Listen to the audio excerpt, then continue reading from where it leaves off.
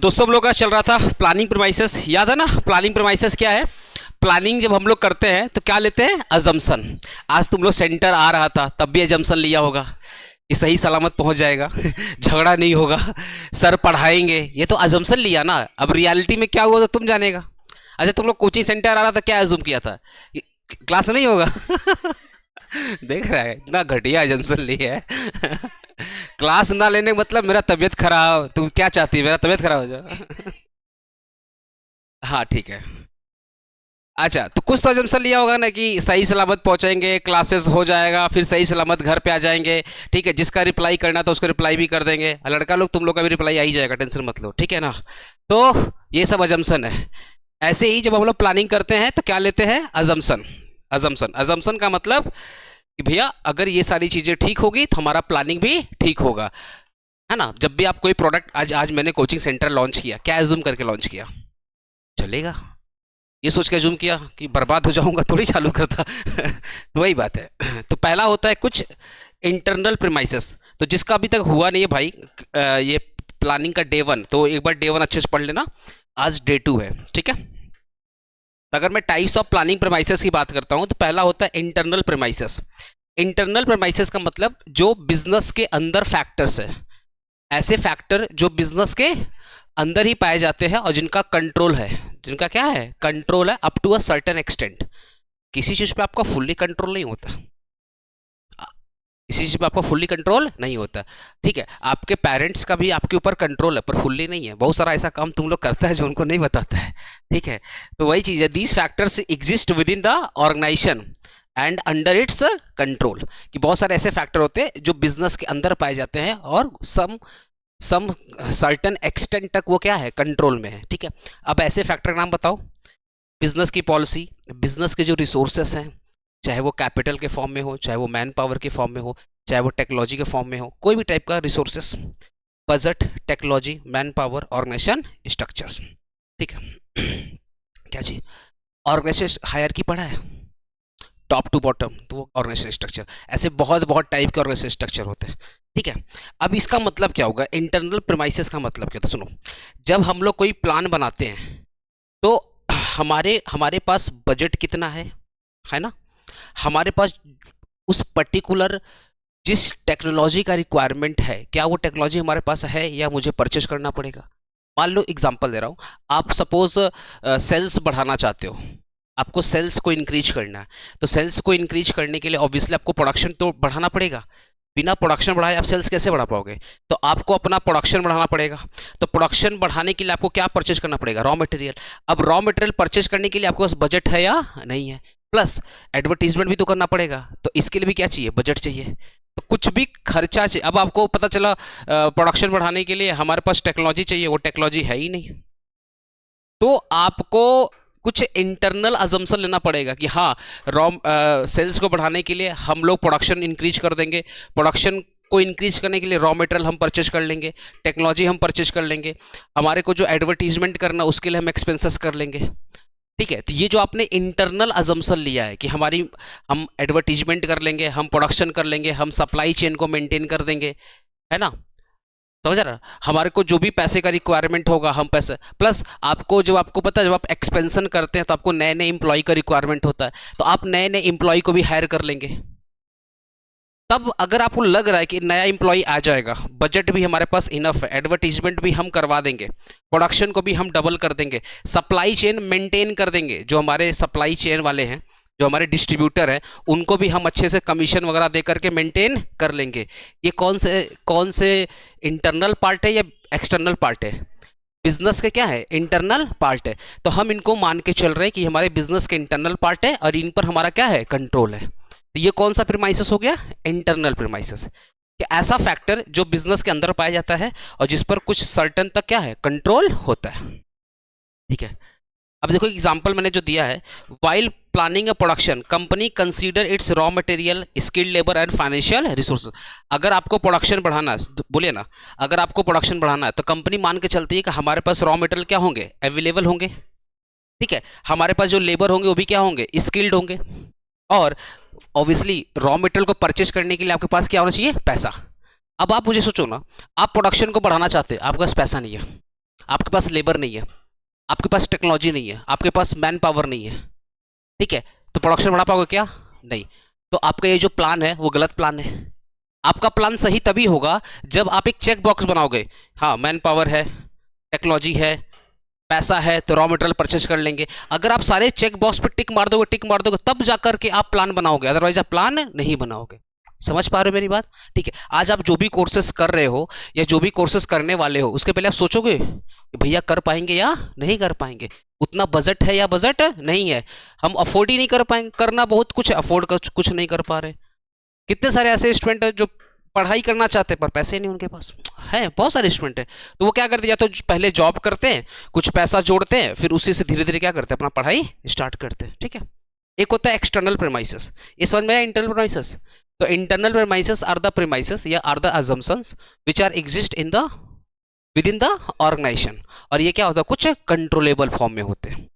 External premises, सुनो ना, हमने प्रोडक्शन को डबल कर दिया, मेरा बात को सुनना ध्यान से, प्रोडक्शन को डबल कर दिया, एडवर्टीजमेंट करवा दिया, रॉ मटेरियल परचेज कर दिया, सब कुछ हमने कर दिया, एम्प्लॉय कर दिया, सप्लाई भी कर दिया।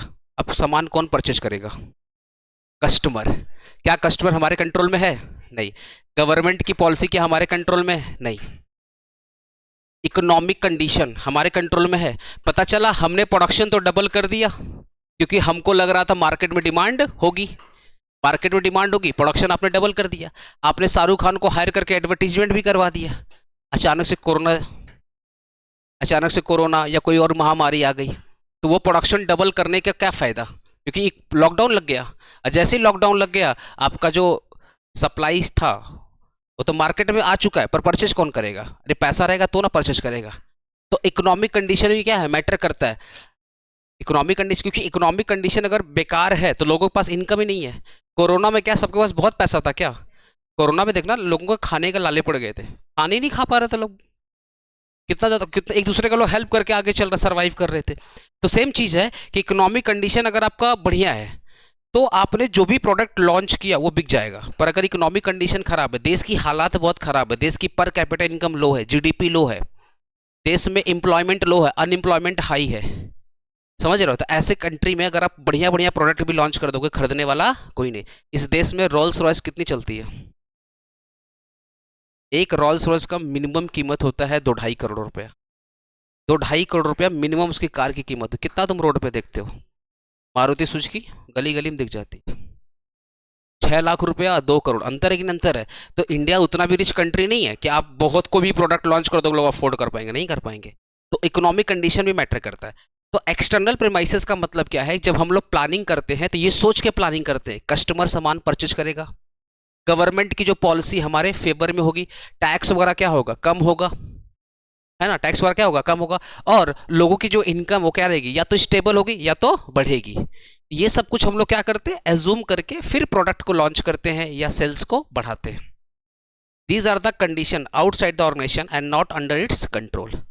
जैसे पॉलिटिकल मतलब गवर्नमेंट का रूल्स, पॉलिटिकल मतलब गवर्नमेंट का रूल्स।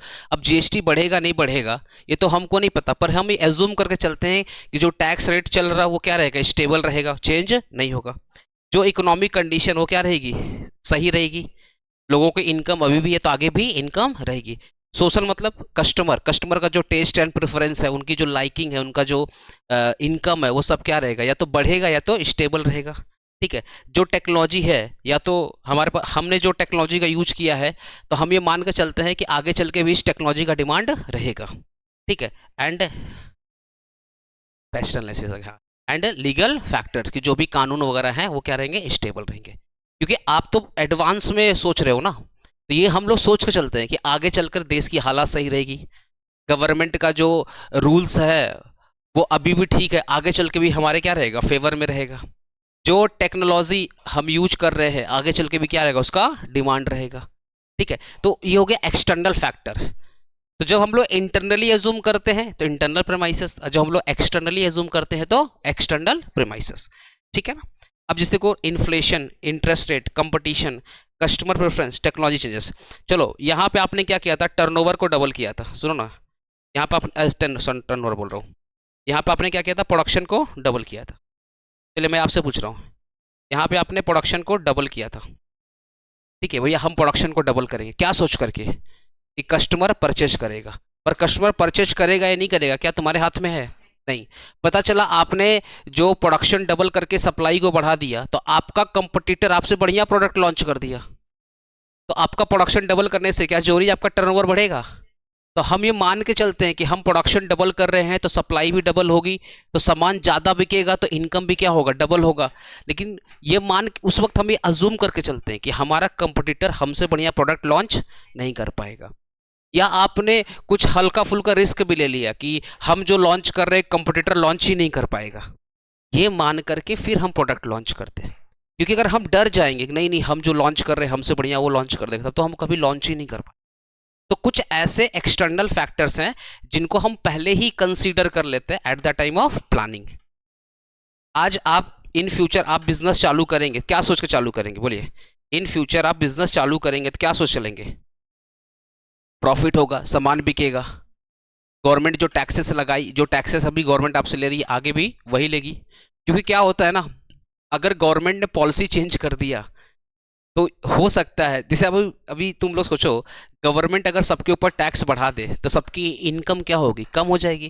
और जब इनकम कम हो जाएगी लोग डिमांड भी कम करेंगे, खर्चे क्या करेंगे, कम करेंगे, तो आपका सामान जितना बिकना था उतना नहीं बिकेगा। तो हम ये अज्यूम करके चलते हैं कि गवर्नमेंट जो टैक्स लोगों पे लगा रही है वो आगे चल के भी क्या रहेगा, स्टेबल रहेगा। तो उसके अकॉर्डिंग हम डिमांड क्या कर, उसके अकॉर्डिंग हम डिमांड को एज्यूम करते हैं कि इतना डिमांड होगा, फिर उसके हिसाब से हम क्या करते हैं, सप्लाई करते हैं। लेकिन यही बात है, ये अजम्पशन वाला बात है, ये सही भी हो सकता है और गलत भी हो सकता है। समझ रहे हो मेरी बात? ओके। एक है tangible premises. Tangible those premises which can be expert in numbers, जिसको हम लोग नंबर में एक्सप्रेस कर पाते हैं, जिसको हम लोग किस में करते हैं, नंबर्स में। जैसे सेल्स का फॉरकास्ट कि सेल्स कितना बढ़ेगा, कॉस्ट कितनी होगी, बजट कितना होगा, लेबर कितने घंटे काम करेंगे, रॉ मटेरियल कितने क्वांटिटी का रिक्वायरमेंट है। तो ऐसा अजम्पशन जिसको हम लोग क्वांटिटी में मेजर कर सकते हैं, those assumption which are expressed in terms of quantity या नंबर, उसको हम लोग क्या बोलते हैं, टेंजिबल प्रीमाइसेस। इनटेंजिबल प्रीमाइसेस क्या होता है, जिसको हम लोग नंबर में एक्सप्रेस नहीं करते या एग्जैक्ट फिगर में एक्सप्रेस नहीं कर सकते। जैसे कस्टमर का लॉयल्टी, कस्टमर ने पिछली बार सामान परचेज किया था, तो हम लोग मान के चलते हैं कि जो मेरा कस्टमर है आगे भी रहेगा, ये एज्यूम करके चलते, पर वो कितना रहेगा, कितने साल तक रहेगा, नहीं पता। ठीक है। पब्लिक रिलेशन, कस्टमर आज आपके सामान को परचेज कर रहे हैं, आपकी जो भी प्रोडक्ट आ रही है उसके ऊपर वो लोग मतलब भरोसा कर रहे हैं, लेकिन आगे भी चलकर पब्लिक रिलेशन क्या होता है, आपके ब्रांड वैल्यू, आपका इमेज सोसाइटी में है, आपके कंपनी का इमेज कैसा है। क्योंकि क्या होता है, एक प्रोडक्ट अगर आपका अच्छा होता है तो सेकंड प्रोडक्ट जब आप लॉन्च करते हो ना, तो लोग एज्यूम कर लेते हैं ये भी क्या होगा, अच्छा ही होगा। होता है कि नहीं होता है? तो अभी देखो आईफोन चमका था, तो अब आईफोन ने जो जो प्रोडक्ट लॉन्च करता है लोग ट्रस्ट करते हैं कि वो भी अच्छा चलेगा। ऐसी होता पीआर होता है, इसको मतलब पब्लिक रिलेशन बोलते हैं। तो कंपनी जो पब्लिक रिलेशन है, जो कंपनी का गुडविल है, जो एम्प्लॉय का मोरल है, जो कॉन्फिडेंस है, वो सबको आप मेजर नहीं कर सकते। क्या चीज? गुडविल एस्टिमेटेड होता है, एग्जैक्ट नहीं होता है। यहाँ पे वर्ड क्या था, जो गुडविल कंपनी का होता है, गुडविल मतलब क्या होता है, गुडविल दो टाइप का होता है, एक होता है परचेस्ड गुडविल, एक होता है अर्निंग वाला गुडविल जो सेल्फ जनरेटेड होता है। तो सेल्फ जनरेटेड गुडविल का कोई अमाउंट नहीं होता है, और जो परचेस्ड होता है, तो परचेस के टाइम पे जो आपने अमाउंट पे किया है, जैसे मान लो मैंने किसी का लोगो परचेज कर लिया, फॉर एग्जाम्पल मैंने किसी का लोगो, आज मैं पिज़्ज़ा का खोला, ऊपर खाली डोमिनोज का लोगो लगा दिया, सेल खाली लोगो से सेल हो जाएगा, तो लोगो का ब्रांड वैल्यू है। लेकिन आप बताओ मैंने जो पेमेंट किया था, क्या जरूरी है उसका वैल्यू उतना ही है? लेकिन अकाउंट्स में गुडविल का ट्रीटमेंट हम लोग करते हैं, लेकिन इन देखो अकाउंटिंग ट्रीटमेंट अलग होता है, इकोनॉमिक्स का ट्रीटमेंट अलग होता है, हमेशा याद रखना। क्या चीज? वैल्यूएशन ऑफ गुडविल चैप्टर ही चलता है। प्रैक्टिकल वर्ड में कंपनियां ऐड कर लेती खुद से ऐड कर लेती, ऐसा बात नहीं है। तो गुडविल, लेकिन एग्जैक्ट मतलब देखो, एक होता है आपने एस्टिमेटेड फिगर और एग्जैक्ट फिगर अंतर होता है। ठीक है। अब ये एग्जैक्ट फिगर आप ना तो गुडविल का निकाल सकते हो, ना कस्टमर की लॉयल्टी का निकाल सकते हो, ना इकोनॉमिक कंडीशन का निकाल सकते हो, ना पब्लिक रिलेशन निकाल सकते हो, ना इम्प्लॉय मोराल या उसकी कॉन्फिडेंस की बात, उसका एग्जैक्ट फिगर नहीं होता है। तो इसको अपने क्या बोलते हैं, इंटेंजिबल प्रीमाइसेस। मुझे बताओ क्या प्लानिंग में इन सब का रिक्वायरमेंट है कि नहीं रिक्वायरमेंट है? एम्प्लॉय क्रिस बता सकता है एम्प्लॉय मोरल का प्लानिंग में क्या रोल है? एम्प्लॉय का मोरल जो है, मोरल वैल्यू या मोरल, हाँ हाँ वो भी बात सही बात, इम्प्लॉय टर्नओवर की बात कर रहा था। जैसे क्रिस ठीक बोला, जैसे मान लो हम लोगों ने बोला कि भैया हमको सेल्स बढ़ाना है, तो सेल्स को बढ़ाने के लिए हमें क्या करना पड़ेगा, प्रोडक्शन बढ़ाना पड़ेगा। तो हम लोग ये मान के चलते हैं कि हमारा जो एम्प्लॉई अगर पिछली बार एक वीक में 40 घंटे काम किया था, तो इस बार भी एक वीक में कितने घंटे काम करेगा, 40 घंटे काम करेगा। अगर पिछली बार वो इफिशियंट था, तो इस बार भी क्या होगा, इफिशियंट है। हम मान के चलते हैं कि जो एम्प्लॉई हैं वो आगे भी एग्जिस्ट करेंगे, वो हमें छोड़ करके नहीं जाएंगे। ये हो गया एम्प्लॉय मोरल, ठीक है ना। Public relation, goodwill, customer loyalty, ये सब भी बहुत मैटर करता है, बट आप इनको मेजर नहीं कर सकते। अगर कोई बोलता है हम अच्छे इंसान हैं, तो बस तारीफ ही कर सकता है हम अच्छे इंसान हैं, कितने अच्छे इंसान वो नहीं बता सकते। समझ गया ना। एक हो गया कंट्रोलेबल प्रीमाइसेस, ये क्या हो गया, these are the assumption about the factors that can be controlled और रेगुलेटेड बाय द ऑर्गेनाइजेशन। जैसे कंपनी कैसे एडवर्टीजमेंट करेगी वो कंट्रोलेबल है, कंपनी की जो पॉलिसी है, खुद की जो पॉलिसी हो क्या है, कंट्रोलेबल है। रिक्रूटमेंट एंड ट्रेनिंग, किसको हायर करना, कैसे हायर करना, क्या ट्रेन करना, ये क्या है, कंट्रोलेबल है। तो कुछ अजम्पशन क्या होते हैं, कंट्रोलेबल होते हैं, ठीक है। अब वही सेम एग्जांपल, अगर ये तो कब कब कंप्लीट हो जाएगा, जिस दिन, सुनो ना, अगर कंपनी ने बोला कि भैया हम प्लान कर रहे हैं टर्नओवर बढ़ाने का, मतलब सेल्स बढ़ाने का, तो ऑब्वियसली आप क्या बढ़ाना पड़ेगा, पहले प्रोडक्शन आपको बढ़ाना पड़ेगा, ठीक है ना। तो प्रोडक्शन के लिए क्या होगी, कंपनी की पॉलिसी, कि प्रोडक्शन का क्वांटिटी कैसे डिसाइड करना है, प्रोडक्शन में जो लेबर होंगे वो किस स्किल वाले लेबर होंगे, किस टेक्नोलॉजी, क्या टेक्नोलॉजी का रिक्वायरमेंट होगा, कौन सी मशीन का रिक्वायरमेंट होगा। क्या प्रोडक्शन से ही आप रुक जाओगे, नहीं ना, आगे चल के एडवर्टीजमेंट भी तो करोगे, तो ये भी तो आपके कंट्रोल में है कि आप एडवर्टीजमेंट किससे कराओगे, कितना खर्च करना है एडवर्टीजमेंट के ऊपर, ठीक है। प्लस हो सकता है प्रोडक्शन करने के लिए आपको कुछ नए एम्प्लॉय का जरूरत पड़ेगा, तो वो नए एम्प्लॉय का स्किल क्या चाहिए, अरे आप इंटरव्यू लोगे, इंटरव्यू में जो एम्प्लॉय आपको ठीक लगेगा आप उसको हायर करोगे, और फिर आप क्या करोगे, उसको ट्रेन करोगे। कॉम्बिनेशन हो सकता है कि हाँ जो कंट्रोलेबल फॉर्म में है, दैट इज, ये एक्चुअली में इंटरनल प्रेमाइसेस का ही पार्ट हो रहा है, ठीक है। अनकंट्रोलेबल क्या हो गया, अनकंट्रोलेबल क्या हो गया, जो फैक्टर हमारे कंट्रोल के बियॉन्ड है, जैसे नेचुरल डिजास्टर, अर्थक्वेक आ गया, महामारी आ गया, कोरोना आ गया, गवर्नमेंट का रूल, मोदी जी हम लोग से पूछे काम करेंगे नहीं, देश, इकोनॉमिक चेंजेस, टेक्नोलॉजिकल इनोवेशन, भाई टेक्नोलॉजी चेंज हो सकता है, अभी जो टेक्नोलॉजी, अभी देखो ना मैक्सिमम काम कंपनी अभी एआई से करवा रही है। पहले पहले सॉफ्टवेयर आया, अब सॉफ्टवेयर किसके साथ मर्ज हो चुका है, एआई के साथ मर्ज हो चुका है। तो अब कंपनीज क्या कर रही है ना, कि ज़्यादा मैन पावर भरोसा नहीं कर रही है। अब एलोन मस्क ने अभी कोई इंटरव्यू दिया, तो वो जीरोधा का जो मालिक नहीं है, हाँ उनके साथ अभी उनका एक इंटरव्यू चल रहा है, बोल रहा है 20 साल तक अगर, हाँ बोला एम्प्लॉयमेंट जीरो करवा देंगे, सारा काम मशीन करेगी, रोबोट करेगा, सब कुछ काम करेगा। हाँ बोला जरूरत क्या है लोगों को काम करने का, सबको आलसी बना देगा। हाँ मतलब काम करना उसने जीरो करवा देगा, बोल रहा है मतलब जो मनी की वैल्यू है वो आने वाले वक्त में खत्म ही कर देगा, ऐसा कुछ बोल रहा था। मुझे नहीं पता वो कितना रिलेवेंट है, क्या है मुझे नहीं पता, मैं बस सुना, मुझे हाँ ठीक ही बोल रहा होगा। कंपनी, क्योंकि दिक्कत क्या है ना, मोबाइल उठाने से इतना मैसेज आता है स्टूडेंट का, आधा स्टूडेंट का मैसेज आधा इसको पढ़ रहे हैं। Company must consider inflation and tax policy even even though can not be control. देखो कुछ फैक्टर्स हमारे कंट्रोल में नहीं है, बट हम ये एज्यूम करके चलते हैं कि हमारे फेवर में होंगे। हम जब कोई प्रोडक्ट लॉन्च करते हैं या कोई भी नया बिजनेस स्टार्ट करते हैं, या कोई भी सेल्स को बढ़ाते हैं with the help of production, मतलब प्रोडक्शन को बढ़ाएंगे, सप्लाई बढ़ाएंगे, तो इस उम्मीद से बढ़ाते हैं कि सामान बिकेगा तो टर्नओवर भी बढ़ेगा। तो हम वहाँ पे अजम्पशन लेते हैं, क्या अजम्पशन लेते हैं, कि कस्टमर की इनकम बढ़ेगी, हमारे देश का जो हालात है वो सुधरेगा, गवर्नमेंट का जो टैक्स सिस्टम या तो कम होगा या तो स्टेबल रहेगा, टैक्स बढ़ेगा नहीं, महंगाई या तो कम होगी या तो क्या होगी, स्टेबल होगी। ये सब मान के चलते तब जा करके हम लोग प्रोडक्ट लॉन्च करते। अब सोचो अब दिक्कत यही होता है ना, कभी कभी क्या होता है, हम लोग जो सोचते हैं वैसा नहीं होता तो लॉस हो जाता है। सपोज आपने प्रोडक्ट लॉन्च किया, इधर मोदी जी ने लोगों के ऊपर टैक्स का बर्डन कर दिया, तो लोगों की इनकम क्या हो गई, कम हो गई। इन्फ्लेशन बढ़ गया, महंगाई बढ़ गई, तो इनकम कम हो गई। क्योंकि याद रखिए, सामान इंसान तभी परचेज करेगा जब उनके पास इनफ इनकम होगी, तभी आपके पास सामान परचेज होगा। नहीं तो लोग पहले किसके बारे में सोचेंगे, सर्वाइवल बारे में सोचेंगे। ठीक है। इंपॉर्टेंस क्या है प्लानिंग प्रेमाइसेस का? प्लानिंग प्रेमाइसेस का इंपॉर्टेंस क्या? पहला, provided the base for the realistic plan. याद है जब हम लोग प्लानिंग प्रेमाइसेस करते हैं तो बहुत सारे चेक बॉक्स बनाते हैं कि गवर्नमेंट की पॉलिसी फेवर में होगी, टिक। हमारे पास रिसोर्सेस होंगे, टिक। ऐसा ना, बहुत सारे ऐसे चेक बॉक्स आप बनाओगे, ऐसे ऐसे टिक मारते जाओगे कि रॉ मटेरियल होगा, टेक्नोलॉजी होगा, मैन पावर होगा, गवर्नमेंट की पॉलिसी क्या होगी, फेवर में होगी, ऐसे करके ना बहुत सारे आप बनाते रहोगे। ठीक है। तो आपने ऐसे टिक मारा, तो ये अगर सब कुछ पे टिक लग रहा है, सब पे टिक लग रहा है, तो हमको लग रहा है कि हमारा प्लान फ्यूचर में सक्सेसफुल हो सकता है। तो प्लान का रियलिस्टिक पता चलता है।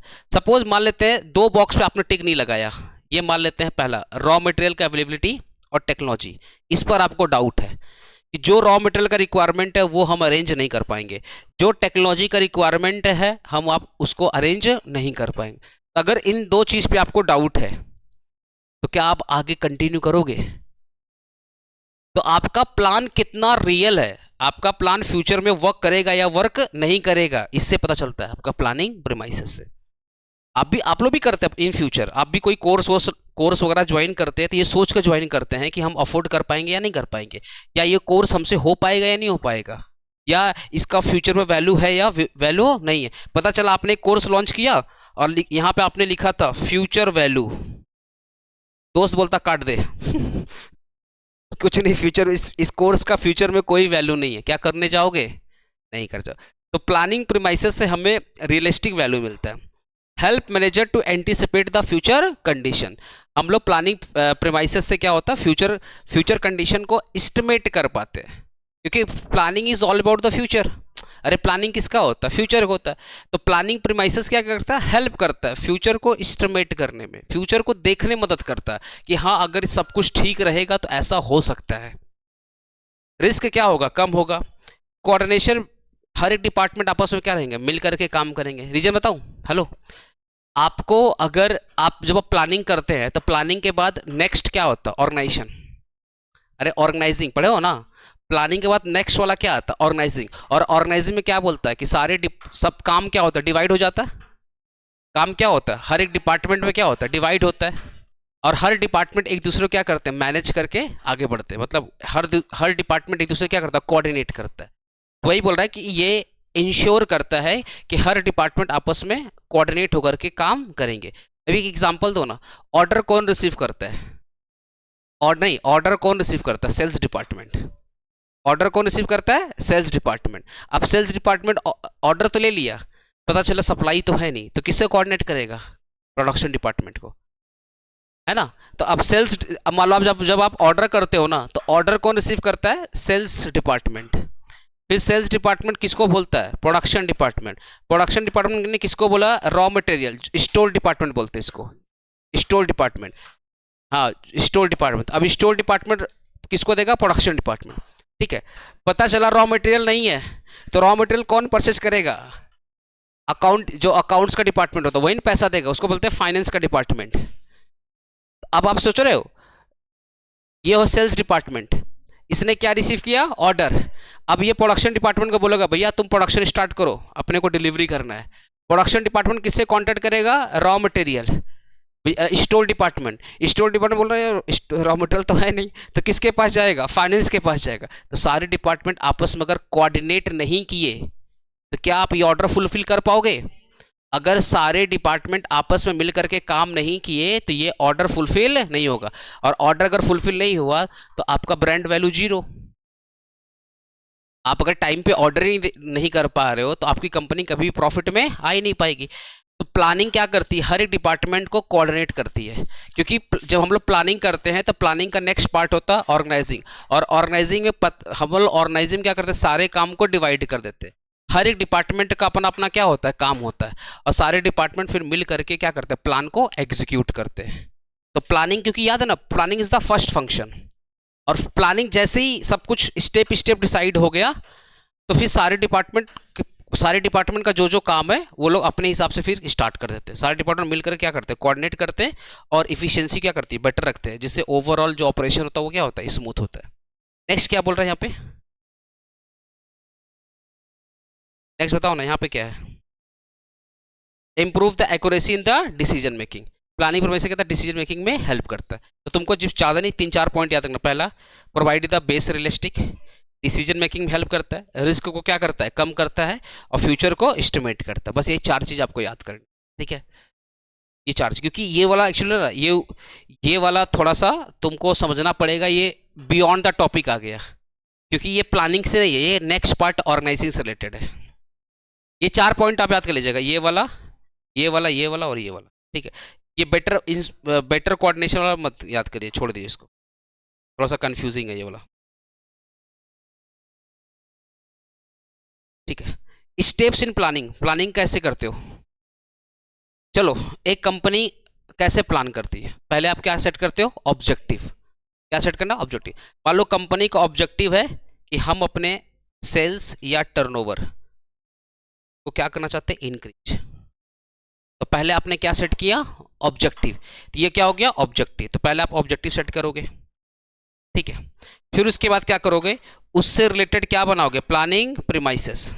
याद है, प्लानिंग के पहले भी क्या करते हैं, प्लानिंग प्रीमाइसेस। अब आप अजम्पशन लोगे, क्या अजम्पशन लोगे कि सेल्स को, याद है, सेल्स को बढ़ाने के लिए सबसे पहले आपके पास, आपको क्या बढ़ाना पड़ेगा, प्रोडक्शन। तो आपको प्रोडक्शन इंक्रीज करना है। तो प्रोडक्शन इंक्रीज करने के लिए आप अजम्पशन लोगे कि रॉ मटेरियल अवेलेबल होगा, टेक्नोलॉजी अवेलेबल होगा, हमारे पास जो बजट है वो भी क्या होगा, अवेलेबल होगा, हमारे पास जो मैन पावर है वो भी क्या होगी, अवेलेबल होगी या इफिशियंट होगी। ये क्या लेंगे आप, अजम्पशन लेंगे। अच्छा, इसके बाद अल्टरनेटिव, क्या है, अल्टरनेटिव, ठीक है। अब कंपनी पास अल्टरनेटिव क्या है, कि कंपनी बोल रही है कि भाई सेल्स बढ़ाने के लिए हो सकता है कंपनी प्राइस को भी कम कर दे, क्योंकि आपने पढ़ा होगा, जरूरी है क्या, सेल्स को बढ़ाने के लिए, जरूरी है क्या, सेल्स को बढ़ाने के लिए आपको प्राइस ही कम करना पड़ेगा, नहीं। पहले एक अल्टरनेटिव, भाई सेल्स बढ़ाना है तो ऑब्वियसली सेल्स बढ़ाने के लिए प्रोडक्शन तो बढ़ाना पड़ेगा, लेकिन कंपनी बोल रही है कि सेल्स बढ़ाने का और तरीका हो सकता है, प्रोडक्शन तो बढ़ेगा ही, एक और तरीका हो सकता है, हम प्राइस को कम कर दें। फिर कोई बोल रहा है सर प्राइस मत कम करो, क्योंकि प्राइस कम करोगे तो लॉस हो जाएगा, एक काम करिए आप एडवर्टीजमेंट ज़्यादा कर दीजिए। एडवर्टीजमेंट क्या कर दिए, ज़्यादा कर दिए। तो पता चला एडवर्टीजमेंट ज़्यादा करने से एक्सपेंसेस ज़्यादा हो जाएगा, तो प्रॉफिट कम हो जाएगा। फिर एक जन क्या बोला, सर एक काम करिए, कूपन ऑफर दे दीजिए, है ना, क्या है, कूपन ऑफर दे कि 20% ऑफ, आप प्राइस बहुत कम मत करिए, 20% ऑफ कर दीजिए। या आप एक कंडीशन लगा दिए कि 5,000 का शॉपिंग करोगे तो 1,000 रुपये का कूपन या 500 रुपये का एक्स्ट्रा डिस्काउंट होता है ना, कूपन आप लगा दीजिए। तो आपने क्या किया, सेल्स को बढ़ाने के लिए आपने बहुत सारे स्ट्रैटेजी बनाया कि प्राइस कम कर दूं, पहला अल्टरनेटिव, या एडवर्टीजमेंट को बढ़ा दूं, या कूपन बढ़ा दूं, या क्वालिटी। क्वालिटी याद है ना, बहुत लोग बोलता है कि भैया क्वालिटी अगर बढ़ा दोगे तो लोगों को सेल क्या होगा, खुद भी खुद बढ़ जाएगा। तो आपके पास अल्टरनेटिव 1 है, फिर अल्टरनेटिव 2 है, फिर अल्टरनेटिव 3 है, ठीक है। तो पहला सुनो, स्टेप्स का प्लानिंग सुनो। पहला क्या था, प्रोडक्शन। पहला क्या बोला था, प्रोडक्शन। उसके बाद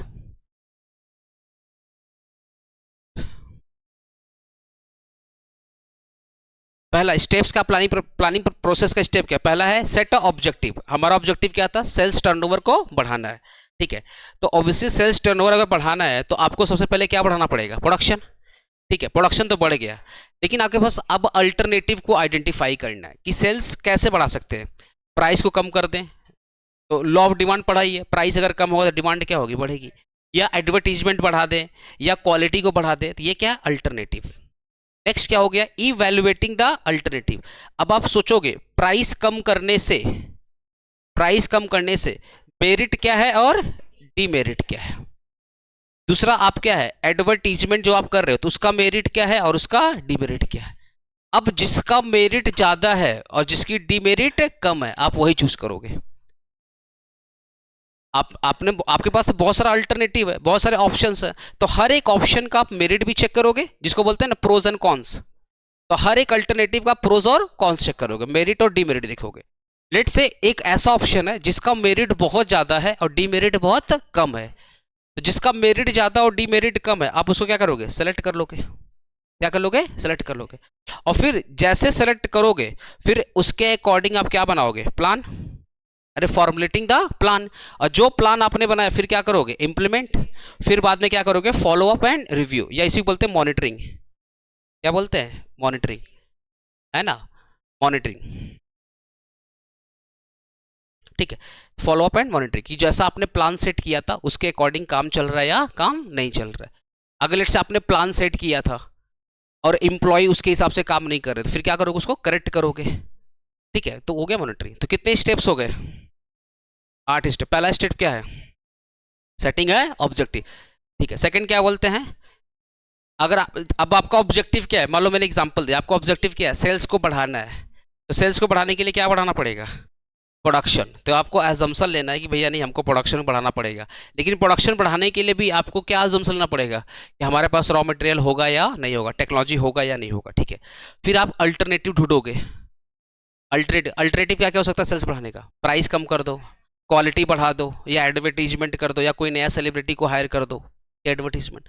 फिर हर एक ऑप्शन जो आपके पास ऑप्शन है, प्राइस कम कर दो तो उसका कुछ मेरिट है और कुछ डीमेरिट है। अगर मान लो सेलिब्रिटी को हायर कर रहे हो तो उसका भी कुछ मेरिट है और उसका कुछ क्या है, डीमेरिट है। तो हर एक ऑप्शन का क्या करोगे, इवैल्यूएशन करोगे। उसके बाद क्या करोगे, जिसका मेरिट ज्यादा है और डीमेरिट कम है उसको क्या करोगे, सेलेक्ट करोगे। फिर उसके अकॉर्डिंग क्या बनाओगे, प्लान बनाओगे। फिर प्लान को इम्प्लीमेंट करोगे, उसके बाद फॉलो अप करोगे। हो जाएगा, हो जाएगा ना। ठीक है, लिमिटेशन ऑफ प्लानिंग ऑलरेडी पढ़ चुके हैं ना। अरे देखो ना, स्टार्टिंग में पढ़ चुके लिमिटेशन ऑफ प्लानिंग। देखो तो पीछे मैंने पढ़वाया था, क्वेश्चन नंबर कितना था लिमिटेशन ऑफ प्लानिंग का, देखो हमने लिखवाया था। अरे प्लानिंग बैरियर पढ़ाया था ना, planning barrier, same as question, लिख दे रहा हूँ, same as question 9, same as question 9 में मैं ऑलरेडी पढ़ा दिया था ये वाला, same as question 9, planning limitation of barrier. जो लिमिटेशन ऑफ प्लानिंग है या बैरियर ऑफ प्लानिंग है वो सेम ही है। ठीक है, कहाँ पे, हाँ को प्राइस कम कर दो, एडवर्टीजमेंट बढ़ा दो, एडवर्टीजमेंट को बढ़ा दो, या क्वालिटी बढ़ा दो, या किसी ब्रांड एम्बेसडर को हायर कर लो। अब जैसे ना, अभी जैसे रिसेंटली आपने सुना होगा, शाहरुख खान, पता है ना, दुबई के ब्रांड एम्बेसडर, मतलब दुबई को प्रमोट करते शाहरुख, हाँ। अब डेनूफ बोल के जो प्रॉपर्टी वाला है, अभी रिसेंटली शाहरुख खान के साथ पार्टनरशिप किया, डेनूफ बोल करके है। तो अब वो सोचो, सिर्फ शाहरुख खान जुड़ गए तो उससे टर्नओवर कितना बढ़ जाएगा उन्हें, भयंकर टर्नओवर इंक्रीज हो जाएगा। अब वो शाहरुख खान को पता है कि शाहरुख खान तो हायर करने का मतलब, एक तो शाहरुख खान, अच्छा बड़े बड़े आदमी ना वो पैसा नहीं लेता, बड़ा आदमी परसेंटेज लेता है। बड़ा बड़ा आदमी बोलता है कि हमको पैसा नहीं चाहिए, बस अपने बिजनेस में मालिक बना दो, 20% का, 10% का स्टेक स्टेक ले लेता है। तो अब चलो डेनूप में उनका अगर स्टेक 10% का भी होगा तो कितना ज़्यादा पैसा उनको मिलता है। ठीक है, स्ट्रैटेजिक प्लानिंग ऑलरेडी डन हमारा, पढ़ाए थे तो स्ट्रैटेजिक प्लानिंग, जो हमारा स्ट्रैटेजिक प्लानिंग का कुछ फीचर्स पढ़ाया था मैंने, क्या ये लॉन्ग टर्म प्लानिंग होती है ना, पढ़ाया था। अरे डे 1 में ये लॉन्ग टर्म प्लानिंग होती है। ऑब्वियसली प्लानिंग कैसा होता है, फ्यूचर ओरिएंटेड होता है, गोल ओरिएंटेड होता है। ठीक है, कंपनी से मतलब काफ़ी डिटेल्ड होता है, याद है, स्ट्रैटेजिक प्लानिंग काफ़ी प्लानिंग का ही फीचर्स होता है, काफ़ी डिटेल्ड होता है। ठीक है, ये कौन करता है, टॉप मैनेजमेंट। प्लानिंग कौन करेगा, गेट कीपर या डायरेक्टर लोग करेगा, डायरेक्टर लोग जो सीनियर वाला लोग है। ठीक है, based upon the environmental analysis. अच्छा, इकोनॉमिक कंडीशन, गवर्नमेंट की पॉलिसी, टेस्ट एंड प्रेफरेंस, ये कौन सी एनालिसिस है, अरे बोलो ना। नहीं नहीं, कौन सी एनालिसिस है, इन्वायरमेंटल एनालिसिस है। अच्छा, आपके पास रॉ मटेरियल अवेलेबल होगा या नहीं होगा, सप्लायर टाइम पे रॉ मटेरियल देगा या नहीं देगा, आपको स्किल्ड लेबर मिलेंगे या नहीं मिलेंगे, आपके पास टेक्नोलॉजी होगी या नहीं होगी, गवर्नमेंट का पॉलिसी, कंज्यूमर का taste and preference, economic condition, ये जो आपने एनालिसिस किया इसी को बोलते हैं इन्वायरमेंटल एनालिसिस। क्योंकि इन्वायरमेंटल दो टाइप का होता है, एक होता है इंटरनल और एक होता है एक्सटर्नल। तो जो इंटरनल प्रीमाइसेस है, जो इंटरनल प्रीमाइसेस है वो इंटरनल इन्वायरमेंट है, और जो एक्सटर्नल प्रीमाइसेस है वो एक्सटर्नल इन्वायरमेंट है, उसी को बोलते हैं इन्वायरमेंटल एनालिसिस। तो जो आप प्लानिंग करते हो तो अपना इंटरनल और एक्सटर्नल दोनों को देख के करते हो। आज सपोज एक स्टूडेंट है, वो बोलता भैया हम सीए करेंगे, तो पहले अपना स्ट्रेंथ को चेक करेगा, क्या उसकी औकात है सीए करने की। पता चला भाई साहब 10 मिनट पढ़ाई करते हैं पूरे दिन भर में, 10 मिनट पढ़ाई करके क्या वो सीए कर पाएगा? उसका स्ट्रेंथ ही नहीं है पढ़ने का, ऊपर से गरीब है एक तो पढ़ाई नहीं करता, गरीब भी है, तो फीस नहीं अफोर्ड कर पाएगा टीचर्स का। अरे रजिस्ट्रेशन करने में भी सीए वाले 25,000 रुपया।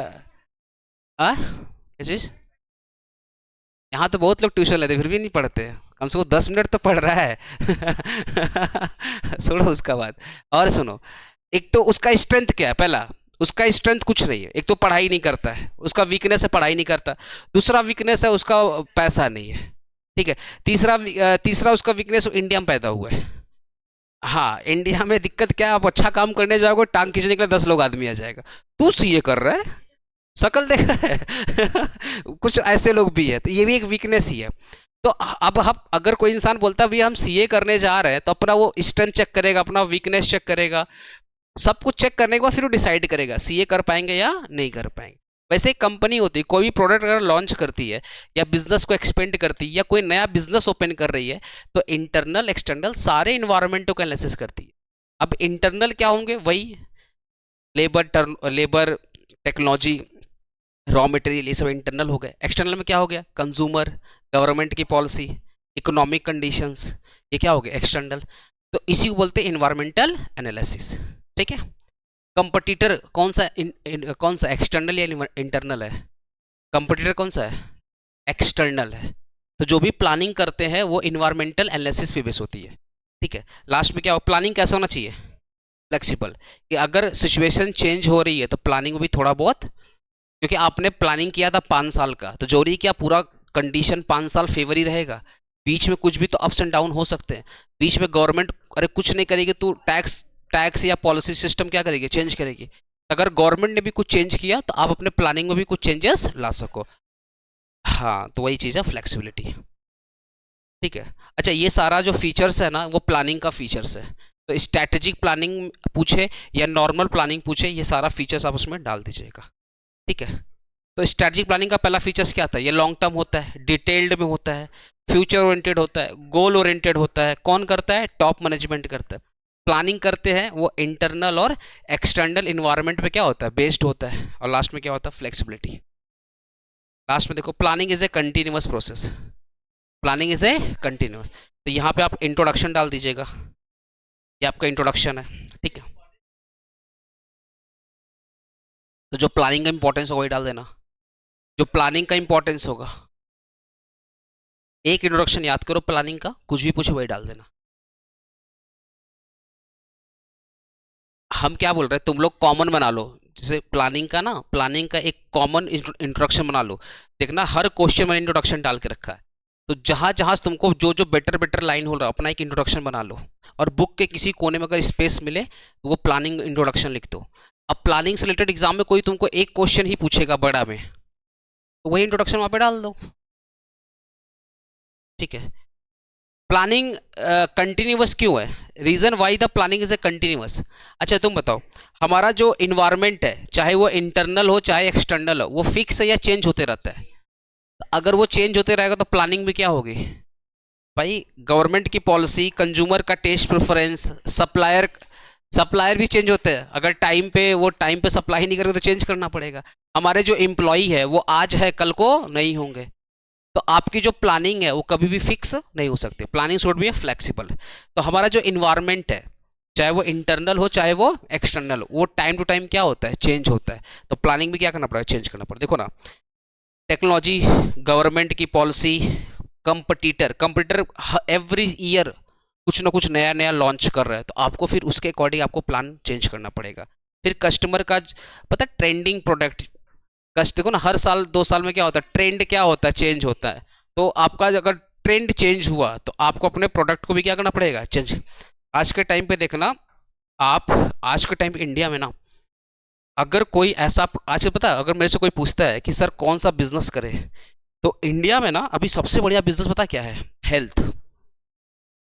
इंडिया में सबसे बड़ा बिजनेस अभी हेल्थ का चल रहा है।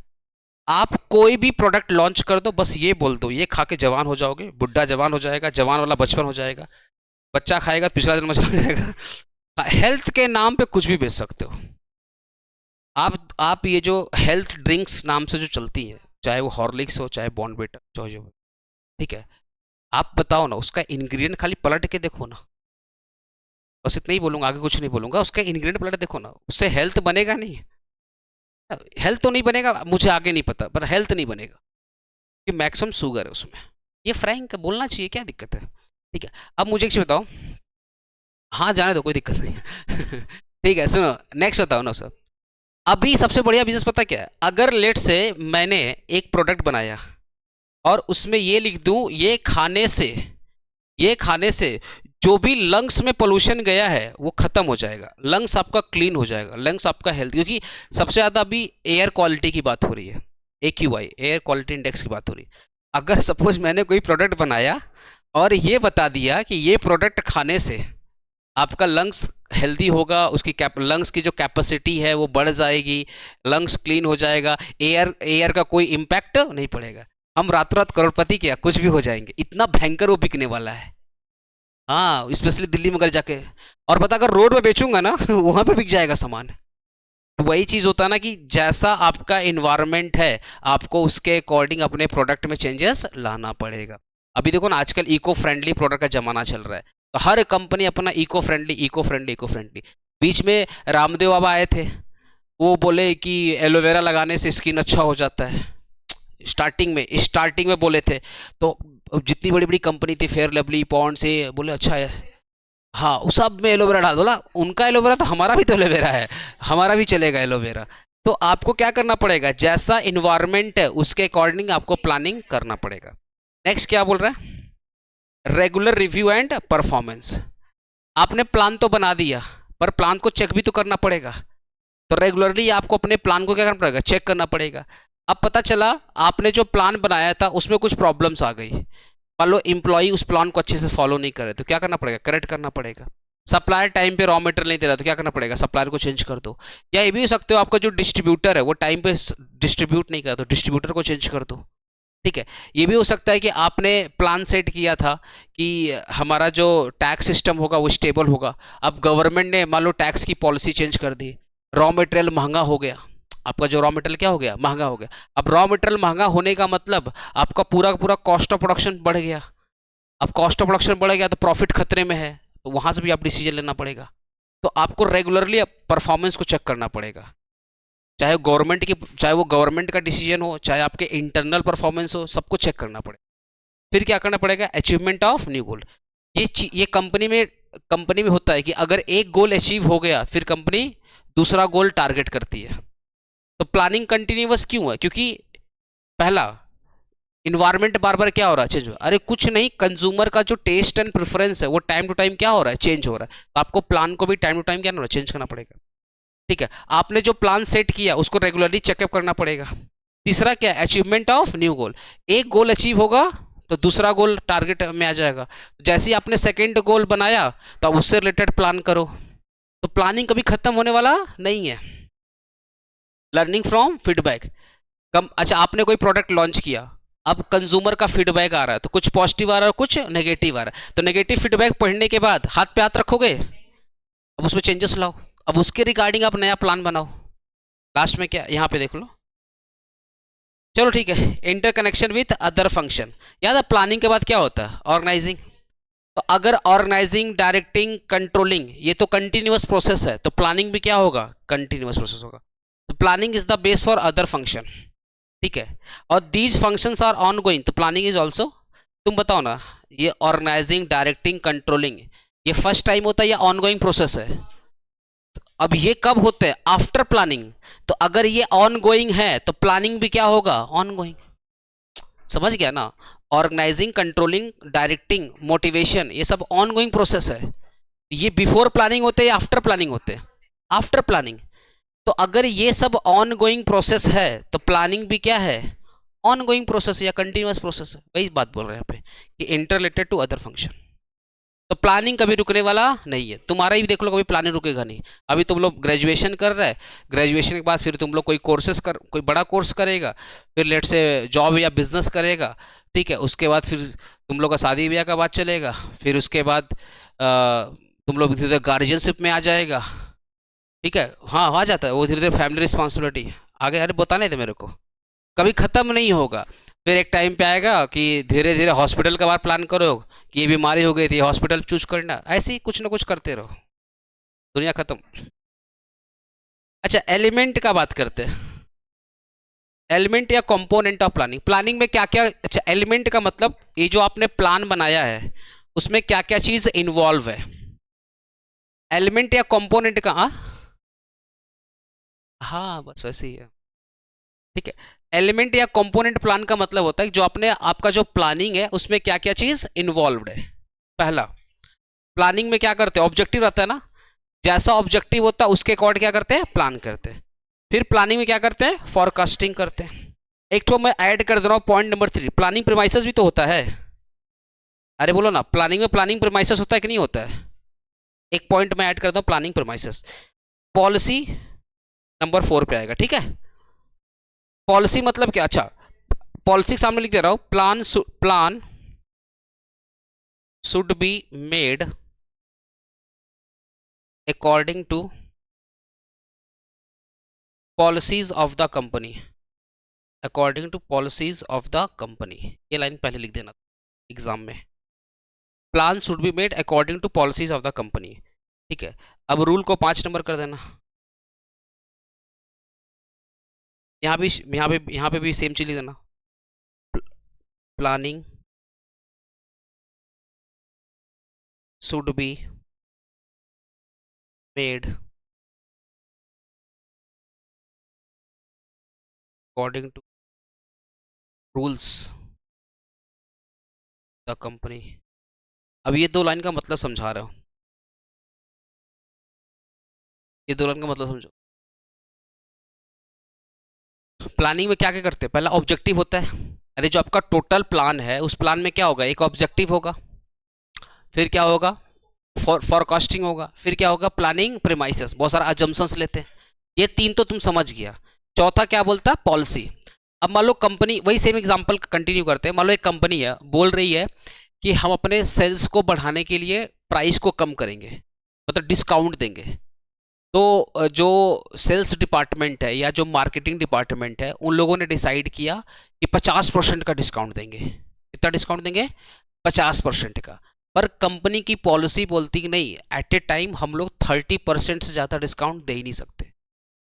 तो आपका एडवर्टीजमेंट का जो डिपार्टमेंट है, मार्केटिंग डिपार्टमेंट बोल रहा है 50%, और आपकी कंपनी की पॉलिसी बोलती है कि हम 30% से ज़्यादा डिस्काउंट अफोर्ड नहीं करेंगे।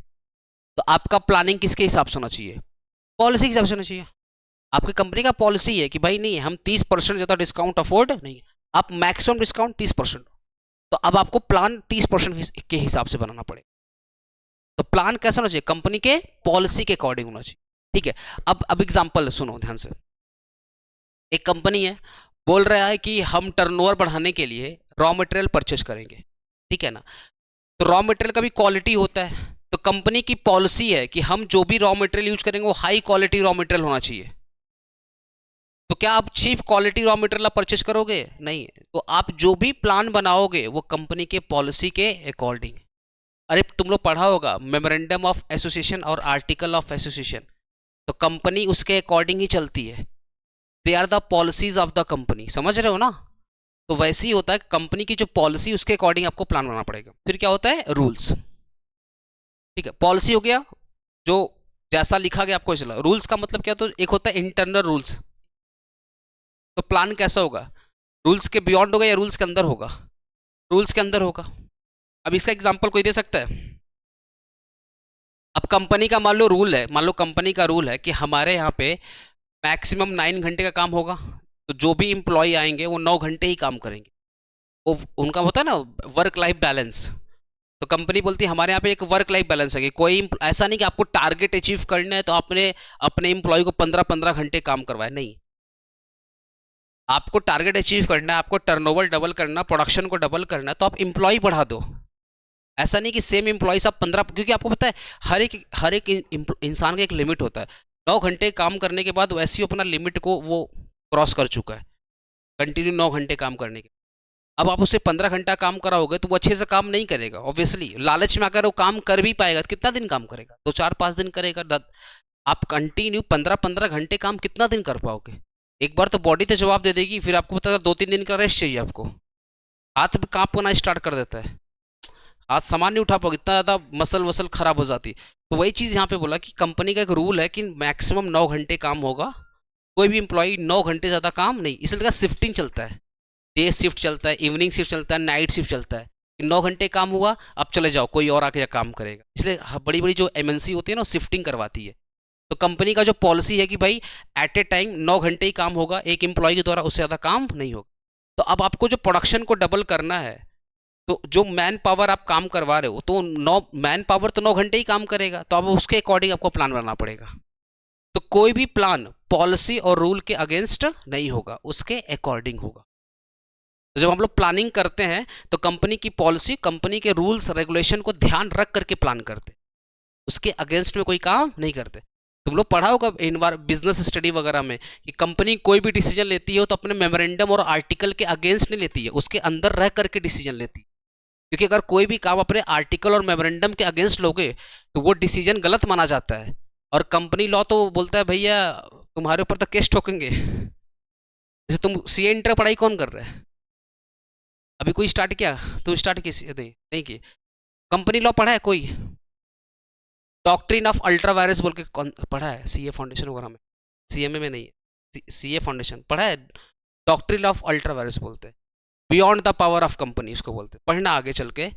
Beyond the power of company, doctrine of ultra vires, ऐसे doctrine of indoor management, doctrine of external management, ऐसे कर बहुत सारे डॉक्ट्रिन्स आपको पढ़ाया जाएगा कंपनीज एक्ट में, जो ये बोलता है कि कोई भी काम आर्टिकल और मेमोरेंडम के अंदर ही होना चाहिए, उसके अगेंस्ट नहीं होना चाहिए। आगे फ्यूचर तुम लोग पढ़ेगा। कितने पॉइंट? 5 पॉइंट हो गए ना? नहीं 5 तो हो गए, देखो 5 हो गए। एक प्लानिंग प्रेमाइसेस के बारे में तुम लिख लेगा ना, आगे तो पढ़ाए थे प्लानिंग प्रेमाइसेस, ये बस 5 ही पॉइंट तुम लोग पढ़ो, बस एक्स्ट्रा नहीं, 5 पॉइंट ही पढ़ो। Importance of planning already done है, लिखो ऑलरेडी डन।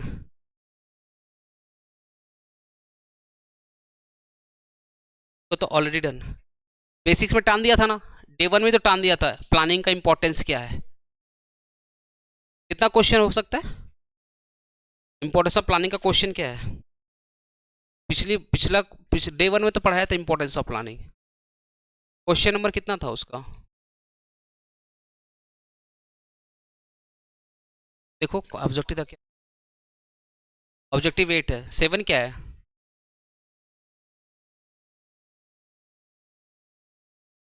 पेज नंबर बताओ तो। 47 ना? 47 प्लानिंग, अच्छा हो गया। डिस्कस द पर्पस ऑब्जेक्टिव, हाँ वही ऑब्जेक्टिव, सेम एज 8 कर देना, सेम एज 8 कर दो यहाँ पे। अरे जो इंपॉर्टेंस वाला है ना, ऑब्जेक्टिव और इंपॉर्टेंस ऑलमोस्ट सेम रहेगा। देखो क्वेश्चन है same as 8, same as question 8, same as question 8। Question 6 already 20 question है, थोड़ा बहुत। अब तुम लोग ना सेपरेटली अगर क्वेश्चन याद करने बैठ गया ना, तो फिर जीवन में और प्रॉब्लम है, एक्स्ट्रा प्रॉब्लम बढ़ाना नहीं है। तुम लोग ना मतलब चीज़ें ना, जैसे क्या, जैसे मैं बता रहा हूँ, मैं जैसे बहुत सारा सब्जेक्ट पढ़ाता हूँ, तो इतना सारा सब्जेक्ट पढ़ाने का फ़ायदा क्या हुआ ना कि अब मुझे हर सब्जेक्ट का थोड़ा थोड़ा क्या हो गया, नॉलेज हो गया। तो अब क्या होता है कि मैं सबको इंटरलेट करता हूँ। जैसे फाइनेंशियल मैनेजमेंट जब पढ़ाता हूँ, एफएम जब पढ़ाता हूँ, तो एफएम में मेरे को इकोनॉमिक्स का भी नॉलेज चाहिए, एफएम में अकाउंट्स का भी चाहिए, टैक्स का भी चाहिए, क्योंकि वहाँ पे डिविडेंड डिसीजन ये सब लेना पड़ता है, ठीक है। तो अब साथ ही साथ मेरे को प्रिंसिपल्स ऑफ मैनेजमेंट का भी डिसीजन चाहिए, तो और ईडी में पढ़ के गया। तो इतना सब्जेक्ट पढ़ाने के बाद ना फिर मैं एफएम और अच्छे एक्सप्लेन कर पाता हूँ। होता है ना मल्टी डिसिप्लिनरी, तो अगर आपके पास डिफरेंट सब्जेक्ट का नॉलेज होगा ना, तो आपका एक्सप्लेनेशन अच्छा होगा। ऐसे ही मैं तुम लोग बोल रहा हूँ, प्लानिंग में तुम लोग मान लो 20 क्वेश्चन पढ़ा, पूछेगा 1 या 2, और अपने कितने पढ़ के गए हैं 20। उसके बाद कंप्लेन रहेगा, पता है क्या, ये लोग क्वेश्चन मैच नहीं कर रहे हैं। अरे 20 तो पढ़ा है। हम तो एक ही चीज, स्टूडेंट को मैं एक ही चीज को मोटिवेट करता हूं। मान लो इतना बड़ा क्वेश्चन है, मान लेते इतना बड़ा क्वेश्चन है, उसमें बस एक वर्ड समझ में आ रहा है प्लानिंग, सिर्फ एक वर्ड समझ आ रहा है प्लानिंग, बाकी क्या बोल रहा है समझ के परे है, दिमाग के ऊपर जा रहा है, पर एक वर्ड समझ में आ रहा है प्लानिंग। तो 20 क्वेश्चन का कसम अगर छोड़ के आया, तो वो 20 क्वेश्चन कम से कम एक पेज तो भर के आ भाई। ये कुछ नहीं जाता प्लानिंग का फीचर्स ऑब्जेक्टिव कुछ तो डाल के आ, कुछ तो डाल के, कुछ तो बना के आ। अरे इतना बड़ा क्वेश्चन में एक वर्ड समझ में आ रहा है ना, भर के आओ। थ्योरी यही बोलता है और कुछ नहीं बोलता। हाँ, मेरे केस में क्लास में नहीं, ये सीयू को बता रहा हूँ।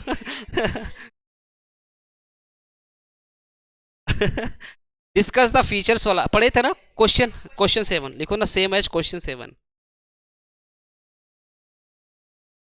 हाँ हाँ लिखो ना, पेस्टल ही पढ़ाएंगे। इम्पोर्टेंस, अच्छा डिसीजन मेकिंग, अरे ये पेस्टल वाला पढ़ाऊंगा। डिसीजन मेकिंग नया टॉपिक चालू हो गया। स्ट्रेटेजिक प्लानिंग वही इंपॉर्टेंस ऑफ प्लानिंग, तो लिखो same as importance of planning. लिखो ना same as importance of planning.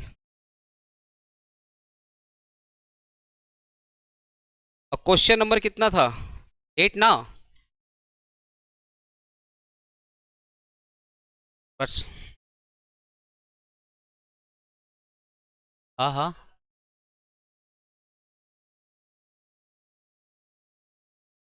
हाँ, प्लानिंग चैप्टर में क्या है टॉपिक, अभी पढ़ाऊंगा डिसीजन मेकिंग। अच्छा देख लेता हूँ। Discuss the process of strategic planning. अच्छा आप लोग स्टेप्स पढ़े थे ना, स्टेप्स ऑफ प्लानिंग प्रोसेस वही है, यहाँ पे लिखो ना सेम एज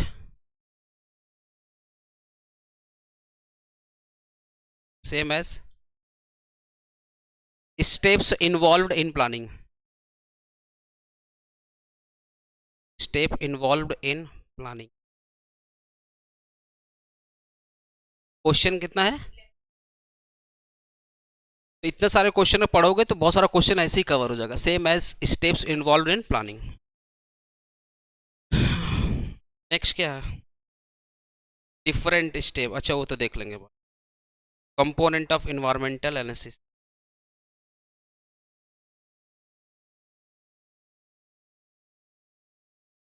ठीक है। अब डिसीजन मेकिंग चालू करना है ना, तो डिसीजन मेकिंग देखना स्टार्टिंग सबसे होगा, प्लानिंग का चैप्टर का सबसे स्टार्टिंग में देखना, पेज नंबर 41 ना। तो डिसीजन मेकिंग अब यहाँ से स्टार्ट करेंगे अपने लोग। तो प्लानिंग ऑलमोस्ट डन है, सिर्फ पेस्टल एनालिसिस बाकी है, इन्वायरमेंटल एनालिसिस बाकी है और डिसीजन मेकिंग बाकी है, यही बाकी है ना।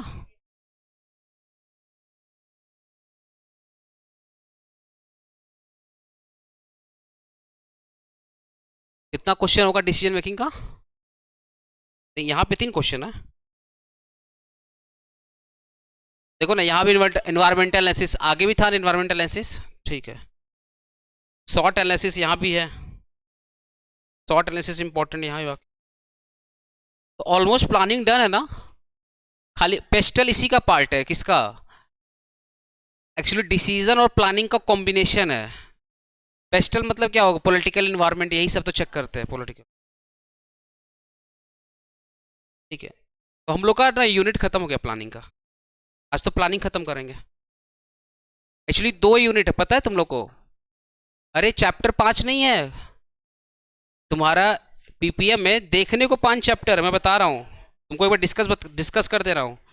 ये प्लानिंग में 2 यूनिट है, हाँ 2 चैप्टर, हाँ एक है तुम्हारा प्लान और एक है डिसीजन मेकिंग।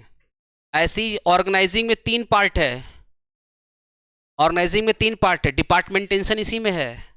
ऑर्गेनाइजिंग एक पार्ट हो गया, डिपार्टमेंट एक पार्ट हो गया, ठीक है। ऐसी डायरेक्टिंग में 2 पार्ट है, इसमें 2 पार्ट है, इसमें 3 पार्ट है। हाँ मतलब एक चैप्टर में ना, एक ही यूनिट में 2 चैप्टर मिला के डाला है लोग, तो डिसीजन मेकिंग अलग चैप्टर है। तो प्लान आज हम लोग का खत्म हो गया, ठीक है। तो अब जो यूट्यूब में आएगा वो डिसीजन मेकिंग बोल करके आएगा, जैसे हम लोग ना प्लानिंग बोल के आ रहा था डे 1 डे 2, अब डिसीजन मेकिंग बोल करके यूट्यूब में आएगा, और ऐप में भी ऐसे ही जाएगा डिसीजन मेकिंग डे 1 डे 2, ठीक है। तो प्लान आज खत्म हो गया।